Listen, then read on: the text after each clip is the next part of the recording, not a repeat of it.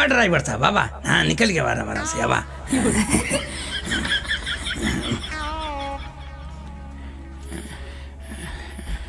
बिटियावा का डोंगवा कह ले ताप बिस्कुटवा खाई कि अब्बा खा ले। अकेला बिस्कुट खाता हूँ समझिया अंडा।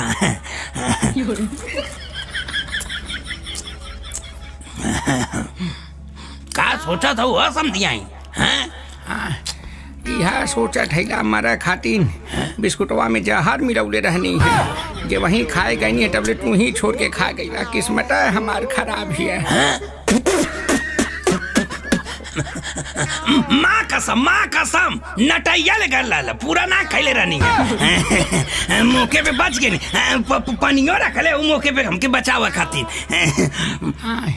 आई हो माई तो बुढ़वा गया बच गई नहीं। बची ना गईला समझी जी बिस्कुटवा में जहरवा कम रहल पनिये में तो ज्यादा रहल है। 2 दिन में तू गईला। आई हो ये समझी जी वो बिस्कुट रहल है निकल गया है कि पानी है ई ना निकली। अब 2 दिन में तू गईला। आई हो माई पलाने तो लोगन कैले हवा हमके मारक है। बिस्कुटों में जहर पानियों में जहर है लेकिन मैं मरूंगी नहीं। हमके पता होंगी कि कैसे पानी निकलेंगी। मैं अब जात हई हल्का हो कि अइबा जहर पानी के थ्रू नीचे चल जाई। माता जी तनी विदैया जल्दी करा दी हल जाता है लेट होता थे भाड़ा जाए कर। अरे चुप रहा बहन अइला तबले विदाई करा दे खा पिया लोगन कुछ अब करावट है। अरे खुशुआ घरे में से खाना लिया के लगाओ लोग खाएं। अटनी अंडरवा में हरुअन के कह दे कि गिटिया उठिया गाँव है समझी जी खाए बैठी हैं। अब बच गई नहीं जवान एक लोटा जहर निकसल हम मुके पे लेकिन भगवान का लाख लाख शुक्र है कि बच गई। हाँ समझी जी अगर ना गल होता तो नहीं है बचल होता। आप मत बोला जाता है आपका वजह बिल्कुल निकना लगती है। अगर हम दिमाग ना लगौले होती मुखे पे तो तू ये महाराजा से भेंट करा दे लो। तू मत बोला था। अरे समझी जी कहाँ है नाराज उठवा हैला खाना आ गया खाना खाला कहाँ है नाराज उठवा झूठा है।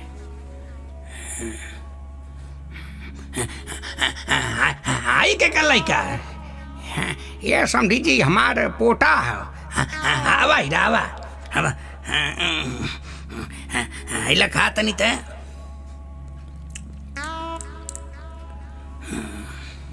यानी कि में जहर ना एक ही हम खा सकत हैं। ये खुशुआ बोल दे अंदरवा से गरिया लोग स्टार्ट करें समझी जी खाट हम खा दिया तब गरिया का कुल।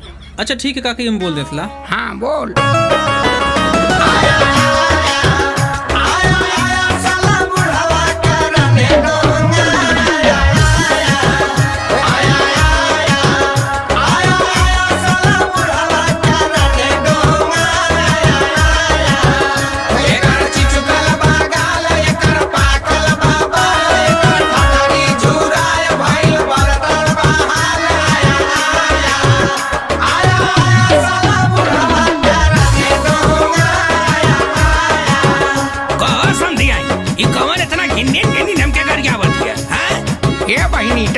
से गरियावा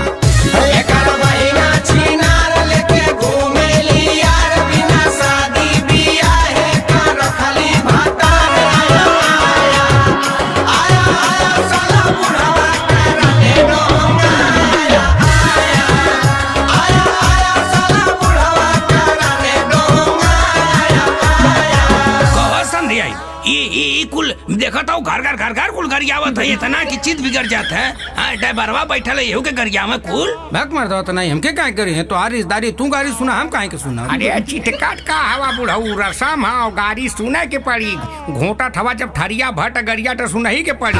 हाँ तुहार लीवर कितनी इतना मजबूत है कि तू जहर पचा ले गई तई गरिया पचाओ में का होता हो के पचावा यह तो मेन रसम है। ये कौन रसम है कि माई बहन ने दाई रसम है बा। हाँ बुढ़ऊ यह मेन रसम है। हाँ तो मऊ रसमिया में ला सुना हमारो। हाँ तो सुनावा। अरे देता बारू बाछी तू ता चुनी चुनी गारी हो देता बारू बाछी तू ता चुनी चुनी गारी हो पाई जाई मौका तो हंगमा दे हब फारी हो आई जाइब मौका तल हंगमा दे हब फारी हो आई जाइब मौका तो कहो समझी जी कुल का बोला हवा। हाँ एकदम छिनरा हवा का तू। हाँ छिनरा हिला जब वो कुल चुन चुन के गरियावत रहनी है तो तोहार कनवा बरसिंग चरा गल है। अब तू जल्दी से पतोया के बोलावा, हमके लेट होत बा। चलिए हम अपने घरे ले देख के। अच्छा अच्छा बुलावा ठेला। हे बहनी तनी जल्दी से बिटियावा के लोगों लेके आवा। हाँ ओकरे ससुर जी के पिछवा चुन्ना काटा था, लेट होत है इनके, लेके आवा जल्दी।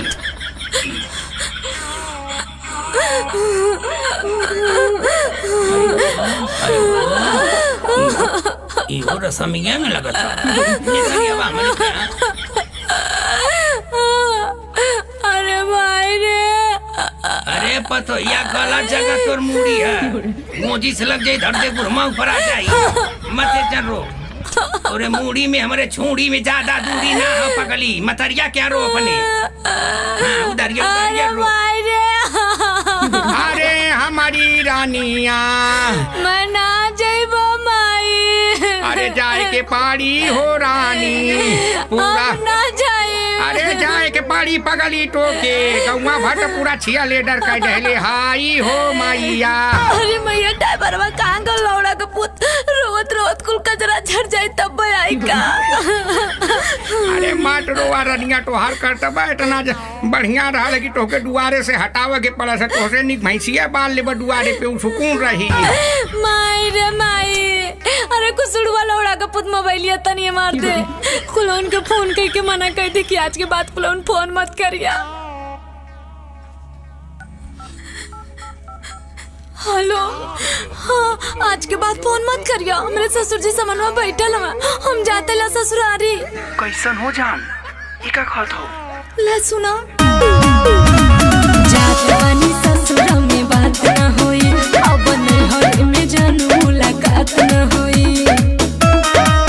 हाँ जात बानी ससुरा में बात ना होई, अब नैहर में जानू मुलाकात ना होई। जानी करे हम फिकिर मिले आई हम फिर ना तो तू ही चली आई हा ससुरवा में। तोहरा से खा के कोही गिरिया हो, तू ही बड़ा दिलवा के भीतरिया हो। तोहरा से खा के कोही गिरिया हो, तू ही बड़ा दिलवा के भीतरिया हो।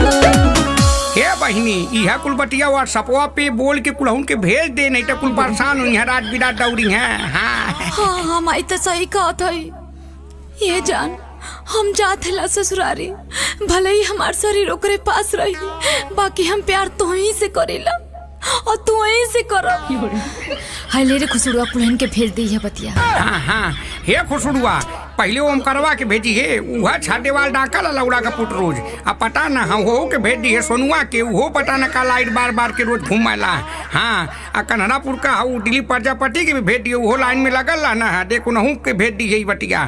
हाँ देवानंद बेचारू कुछ पैबा न कहीं ना। हाँ तनी जल्दी आ रहा ई का समझिया हमरे समनवा इसको मोहब्बत बतियावत है, ससुररिया में का करी। हाँ अरे समझी जी जुग जमाना बदल गया है। देखा था हमार बिटिया इतना शरीफ है कि जवन करत है तोरे समनवा करत है, सबके मटिनाड़े बेड़े ना करत है। हाँ तो एके शरीफना ना कहल जाला, एटीएम कहल जाला। हम तोरे बिटिया के समझियाई ना लेके जाइबा, हमारे घर का इज्जत ले ले।